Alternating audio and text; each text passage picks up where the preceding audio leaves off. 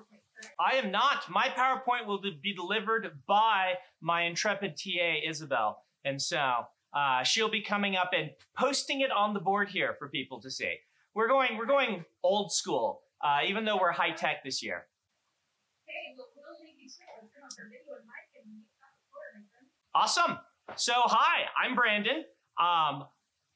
One of the things I get asked the most often is if you could go back in time and talk to yourself as a young new writer, what would you tell yourself? I refuse to be tricked because I have read that book, and if you go back in time, nothing good ever happens of it. You either end up as your own grandfather somehow, or you make America turn out to be communist because you stepped on a butterfly.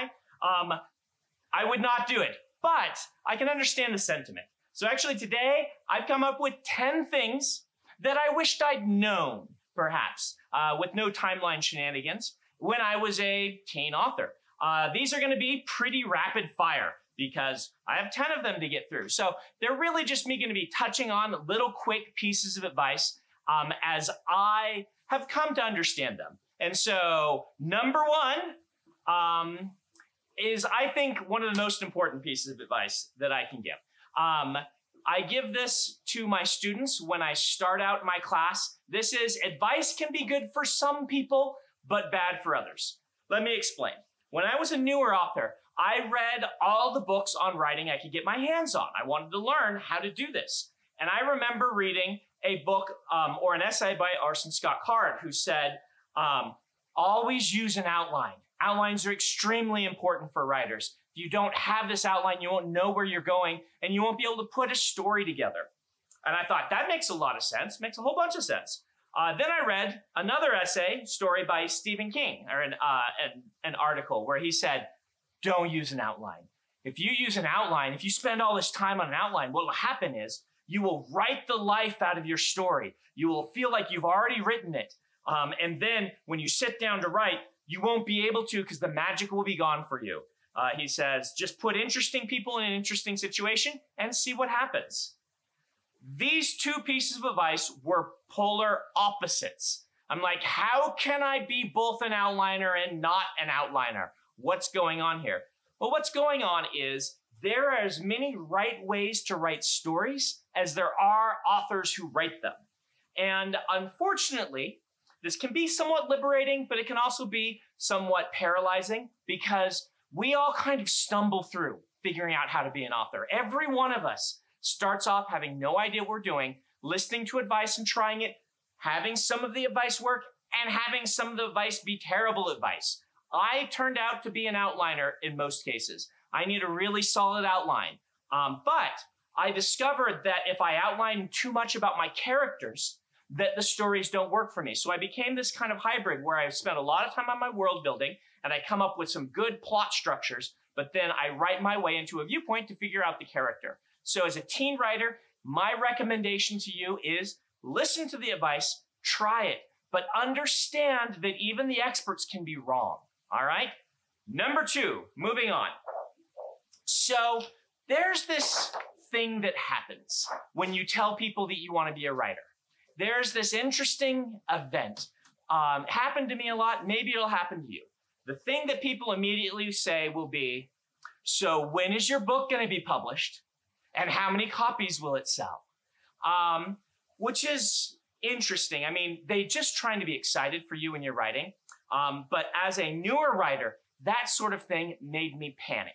I, in fact, stopped telling people that I was writing stories. I hid my stories after I printed them out behind the picture hanging in my room because I didn't want anyone to find out I was a writer. I was too embarrassed. And it's kind of unfortunate in our society that we tend to look at art this way. So number two is you don't have to become a professional writer. You may enjoy sports or music. In fact, I have friends who will go out and play sports. My social media director, Adam here, who's running all the stuff, he loves golf. Adam, are you ever going to be a professional golfer? No, probably not. Maybe something, but probably not. Why would he go golfing if he can't become a professional? Because he loves it, right? We have this thing where we understand that if Adam goes golfing, he's going golfing because golfing is really enjoyable to him. And he really has a good time. And it's good for him, right? Good to get out, see the open air, do a little bit of exercise, practice something, getting better at it. These are all things that are really good for us. Being a writer is really good for you. Being a writer will teach you how to explain yourself better. It will help you to get these things that are up in your head that you're imagining onto paper. It's a little bit like telepathy. You can imagine something, write it down, and then someone you don't even know can read that and imagine the same thing. You've beamed an idea right into their head. It is amazing. I love it. But you don't have to be a professional in the future to love that. You can have permission from me to just write because you enjoy it. And when people ask when you're going to publish that book, you can say, I don't know, maybe I will, maybe I won't.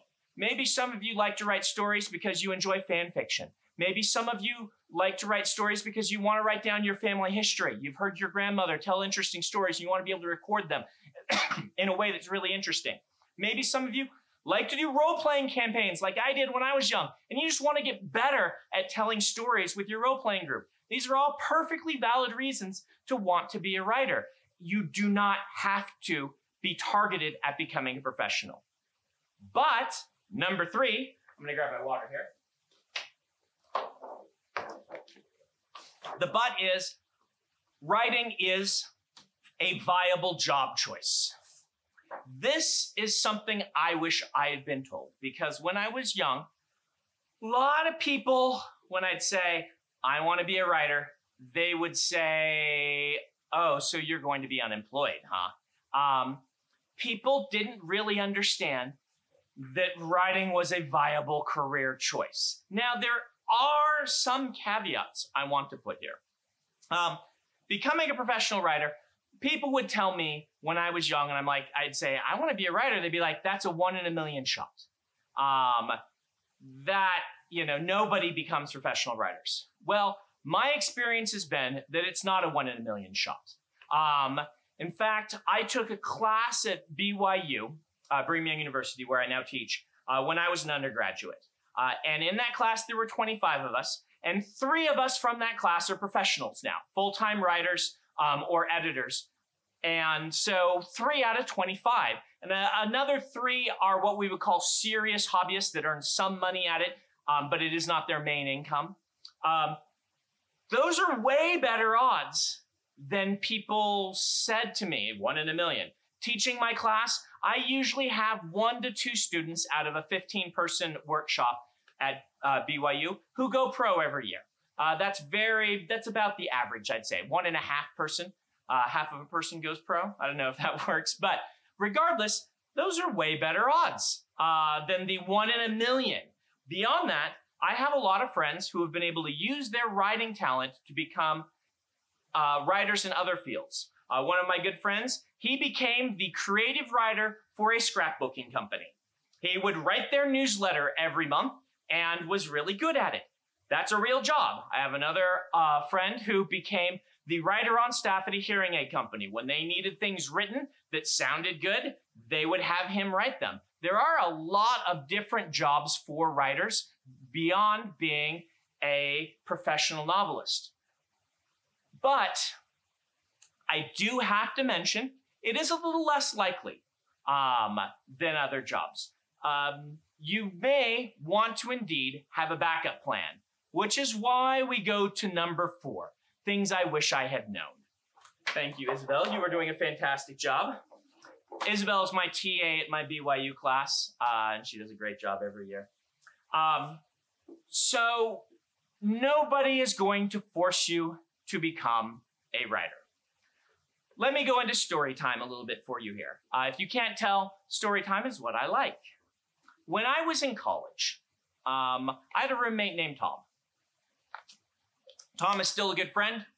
And Tom, when he went to college, he sat down and looked at all of the majors.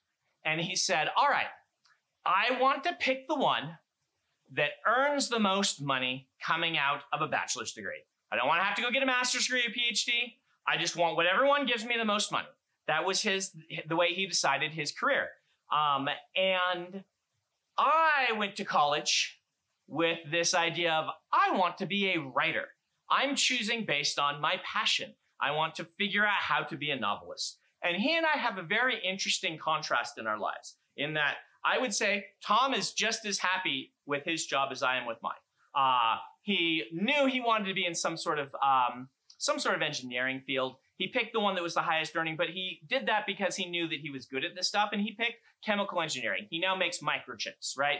Actually, I think he cleans the water that they use to make the microchips after the microchips are made. It's very chemistry technical sort of stuff. He explains it to me every year. And then I make fun of him for being a glorified sewage treatment engineer. But regardless, he makes water more watery. But when we were in college, we had a really interesting dynamic in that he would go to his classes and his professors were very good at outlining, this is a difficult career path. If you want to do it, here are the things you need to do. And they would have tests where he would come back from his test and be like, I got a 60%.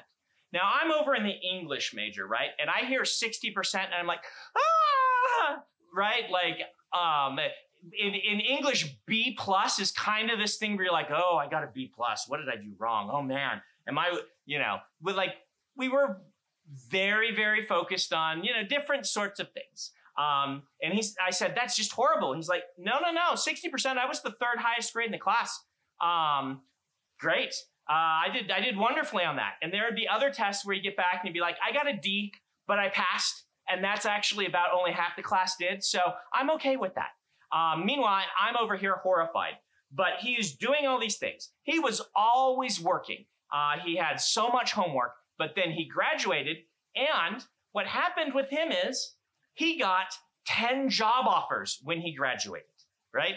He had graduated in his class, done pretty well, wasn't highest in his class, but had done well enough to get through this difficult program. And so everyone's like, yeah, you got through the difficult program. Here's a job offer. He got to select among these job offers, ended up going to work for Intel and making microchips, or cleaning up after other people who make microchips.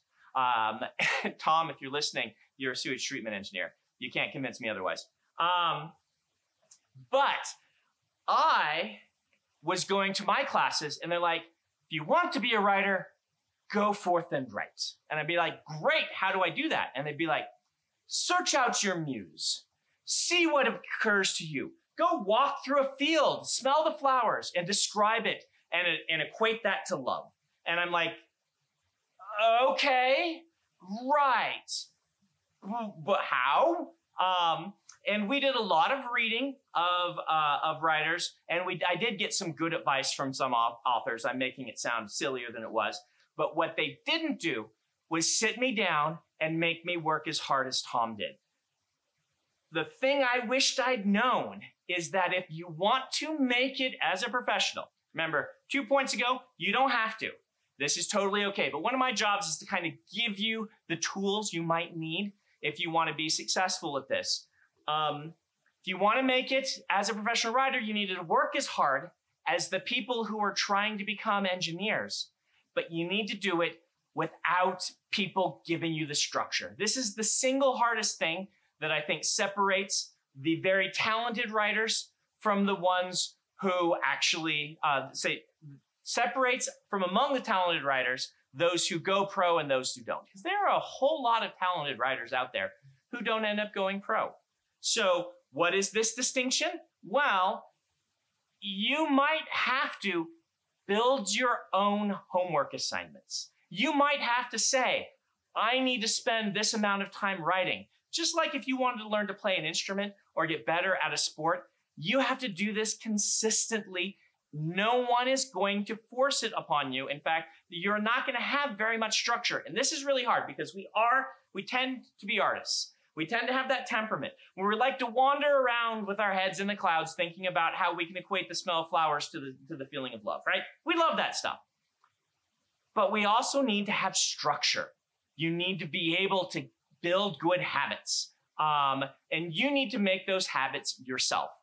And it might take you about 10 years, right? That's an average that people throw around. what it takes to become an expert in something.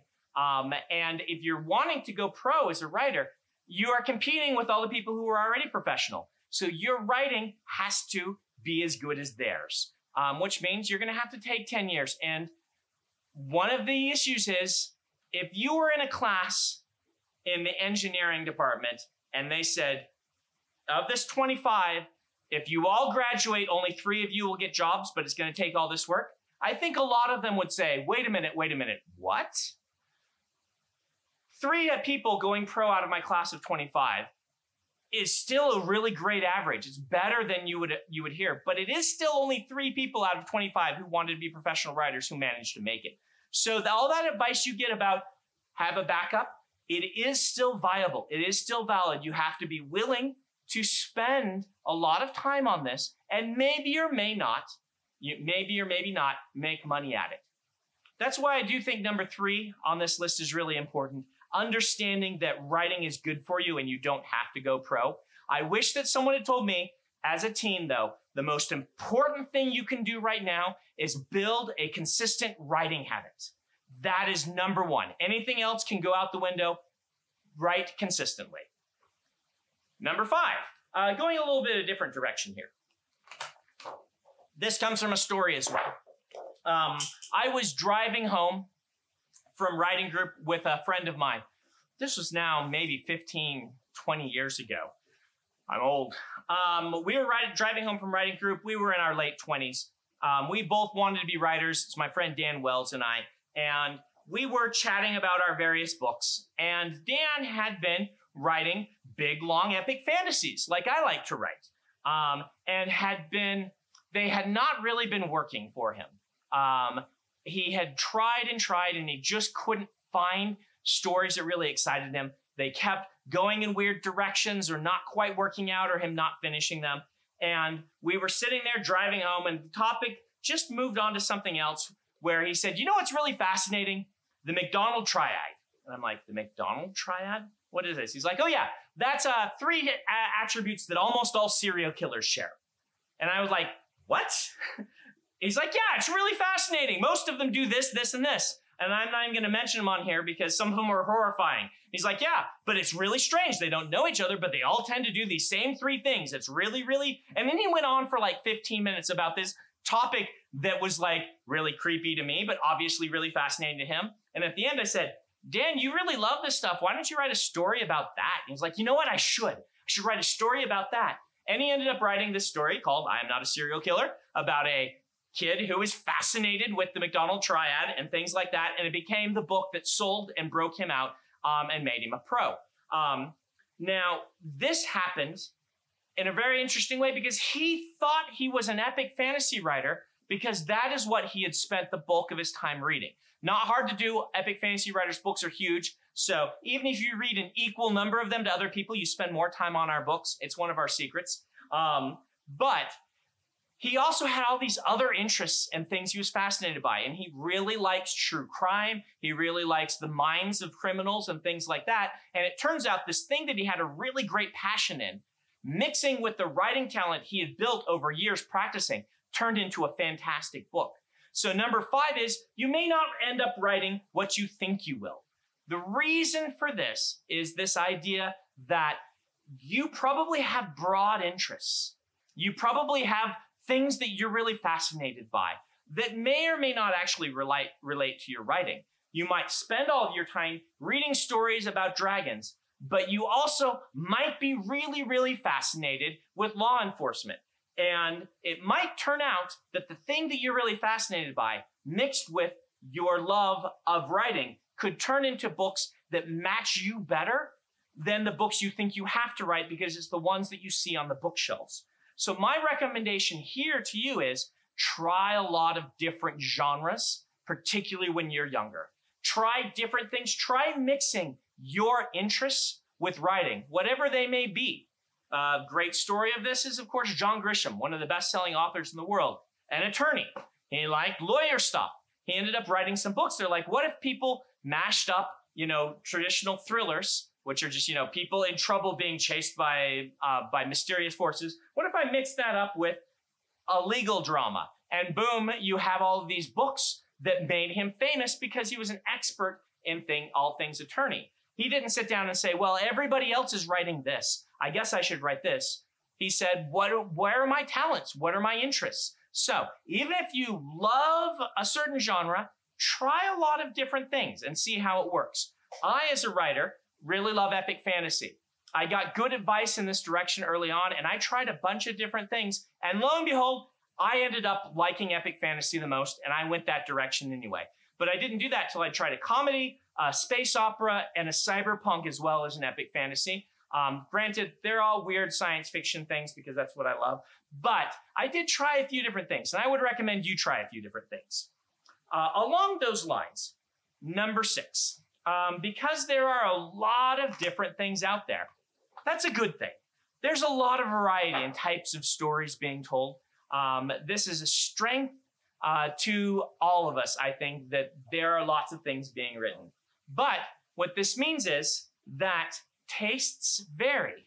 And I wish I'd known when I was younger that two people who both have excellent taste can have widely different opinions on a piece of media.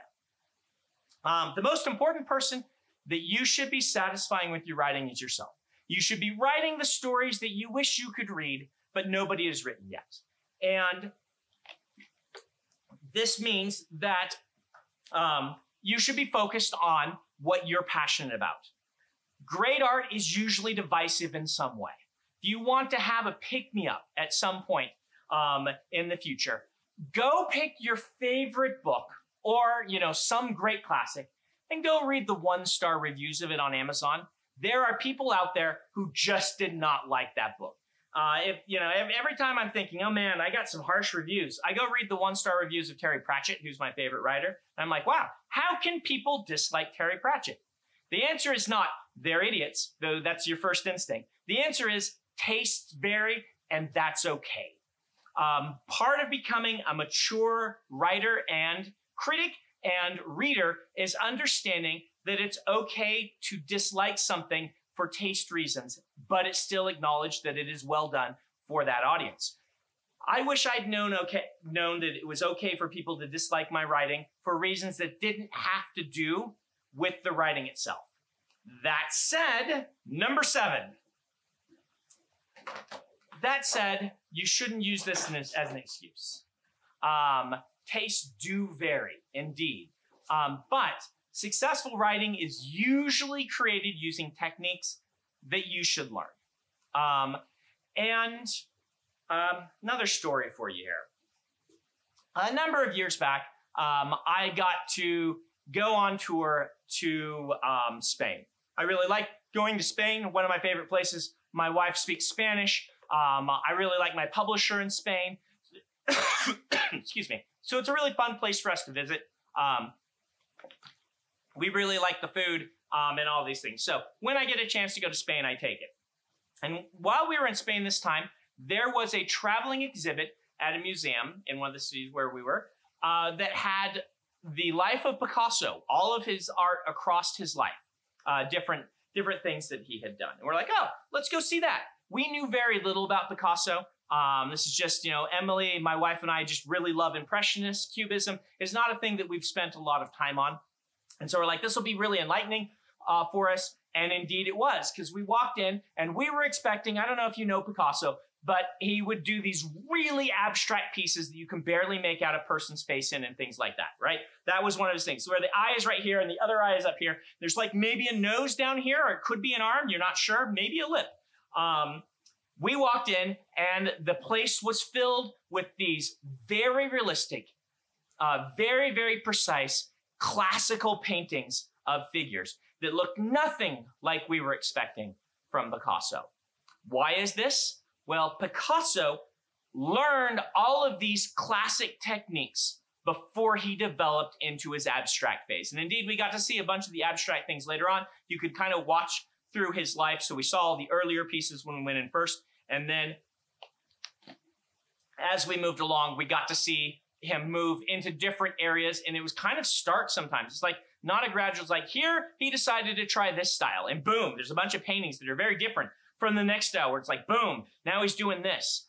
And I realized, like I said, Picasso learned how to paint the classic way before he broke all the rules. I don't want you to take number 6 and say, well, since tastes vary, then therefore I can write whatever I want and people should like it. I can use the excuse that tastes vary, so obviously if you dislike this, it's just we have a difference in taste. Learning to distinguish between when someone is not liking something because of taste and not liking it because you're using bad writing techniques is a difficult thing to learn. And as a new writer, I wish I had understood that before you break rules, it generally is a good idea to learn rules. This is why going to a conference like this, listening to writers talk about their techniques, listening to or reading books by authors, listening to lectures by authors, and trying these things out is really important because a lot of these techniques are very helpful. I mean, there are certain ways that you can create very sympathetic protagonists for your stories, if that's what you want to do. And in general, that is what you want to do. That doesn't mean that you can't write great stories about people that the reader will hate. It's just that I would recommend learning the standard technique, learning to make people love your character before then you try to write a book or a story where they're going to hate the character but read it anyway. These are more difficult things to do. So successful writing does generally share a lot of attributes, which is why something like Teen Author Bootcamp can actually be useful to you because everybody writes in different ways, but there are generalities that work for a lot of us. One of these, in my case, is number 8. This is something more of an object lesson from my life of one of these things that I needed to learn because I wanted to kind of show one to you. And that is that revision is a different skill from writing, but it's important. As a writer, at one point before I got published, I was realizing all of my friends who were really great writers, they were better revisers than they were writers.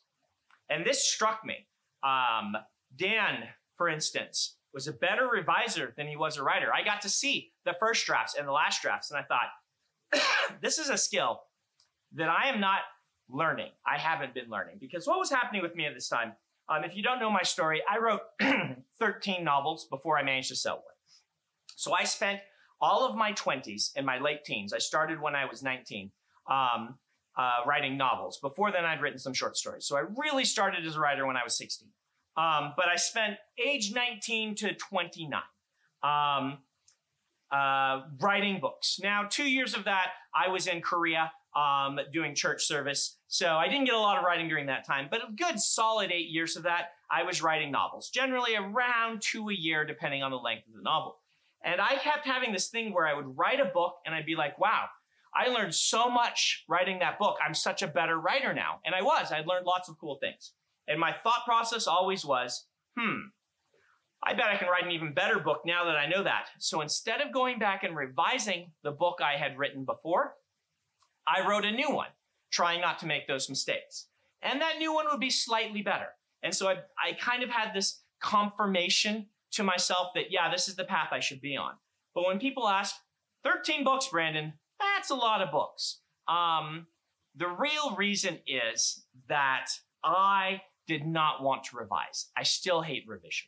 It is my least favorite part of the process. I did not want to learn this lesson, and I bullheadedly ignored it and kept barreling forward. This is one of the techniques from number 7 that I needed to learn, and I wasn't capable of breaking out as an author until I did learn it. Eventually, I realized this thing about my friends, and I said, maybe I actually need to learn this. So I sat down and I started doing revisions. I started learning how to take feedback better. I started learning how to show my writing to people, not get defensive about it, really listen to what they were saying, and decide which comments I wanted to take, meaning that would make my story a better version of what I was trying to write, and which ones I should ignore, which were taste differences. And that was a process that took several years for me to figure out. But when I did it, I eventually sold book number 6, which was Elantris, which was my first published novel, because it was the one that I had done a number of drafts on and had learned to revise. So the lesson to take from this is really number 7. You will have to learn some things that are difficult, but specifically in revision realm, One of the hallmarks of a writer who writes very successful writing is somebody who learns to take good stories they've written and make them great. Number 8. Thanks, Isabel. Number 9. Number 9. That's why you gave me the weird look. You're like, number 8 is up there, Brandon. At least you don't have to look at my terrible handwriting on the board. Yeah. Yeah, everybody's great for that. For those who have watched my writing lectures, I post my university lectures online. The handwriting is not the best. Let's just say that my 2nd grade teacher is somewhere very, very angry that I didn't listen to her teach me handwriting because she worked really hard. And I'm the one in her class who ended up becoming a famous novelist, and I'm the one that can't write. So, number 9. Because those last few were a little maybe discouraging, that you're going to have to learn these terrible things that are really hard to do, and it may take you 10 years to do it, let's talk about something upbeat. Determination is more important than talent when it comes to most things in life. We can use an example. There's a scientific term called the relative age effect. You can read about it on Wikipedia. I was first introduced to it by my friend Howard Taylor, but Malcolm Gladwell talks about it a lot in a book he put out a few years ago. This is this weird phenomenon where you can look at people who are very successful in something. Like Malcolm Gladwell takes soccer players in Canada, I believe, who are like the people who are going pro as like 18, 19-year-olds going into the professional leagues and say, what trait do they share? And you would expect certain things, but there are other things that you don't expect. And one of them is they looked at all these people who were becoming professional soccer players, and they found out 40% of them were born in January through March, and only 10% of them were born in October through December, which is really bizarre.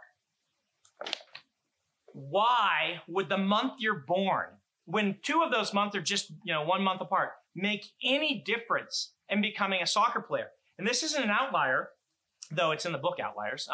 This is, you can find this in almost all professional leagues that start when people are very young. Because what they discovered is the difference between and when you're 19, someone who was born 8 months before or whatnot, it's evened out. But when you're 8 years old or 6 years old, and you start playing soccer and you miss the deadline, and so you are then 11 months older and bigger than everyone else when you go in, and instead of going in December, you have to wait a year or whatever because you missed the cutoff, then suddenly you are that much better of a player than everyone else because you're a little bit bigger, you're a little more mature. And what they found is these players get verbal affirmation from the coaches and everybody else, from the other players, and they get told early on, you're good at this. You should keep working at this. You can do this. And they have early successes. Those are the single most important thing.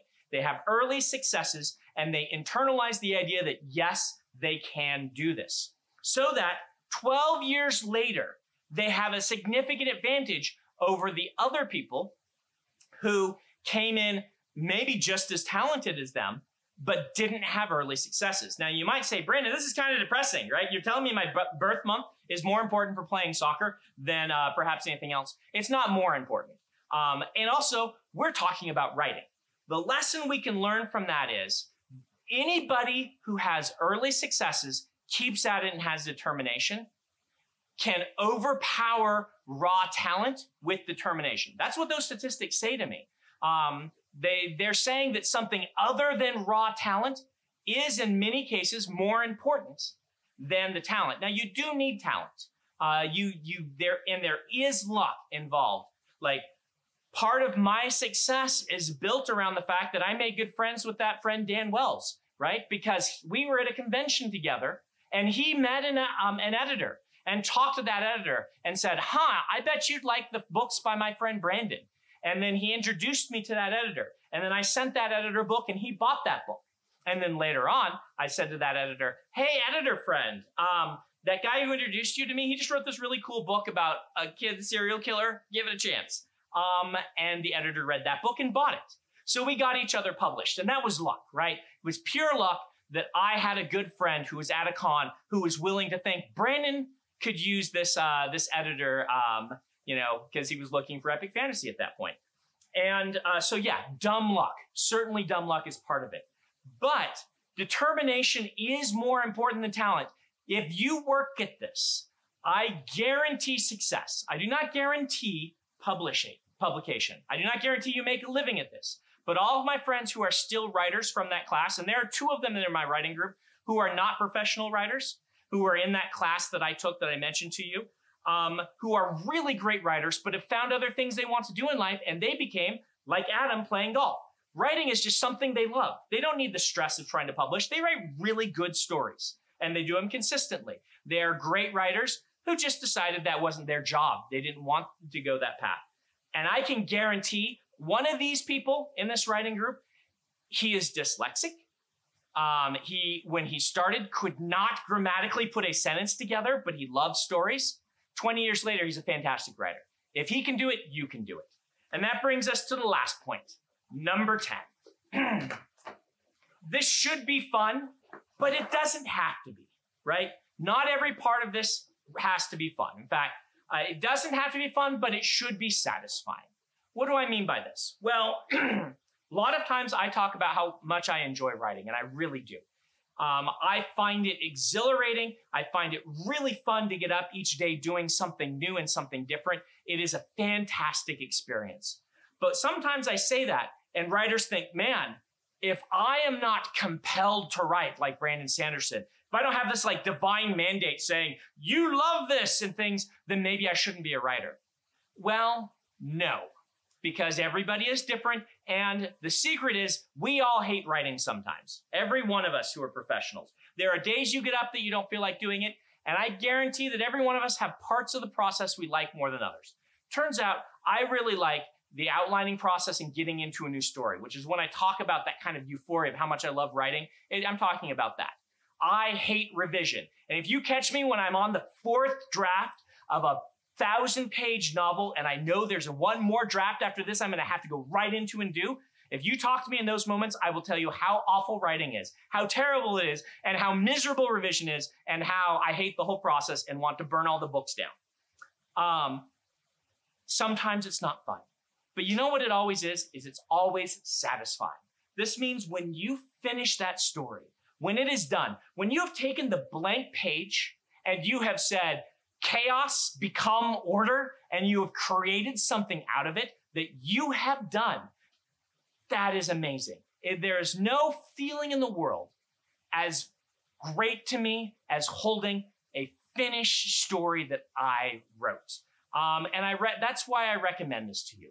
If you haven't ever done that, if you haven't finished something, keep at it, because knowing that you can do it changes your whole mindset. It is extremely, extraordinarily, wonderfully satisfying. And those are my 10 points that I hope will be of help to you going forward. And that is my keynote.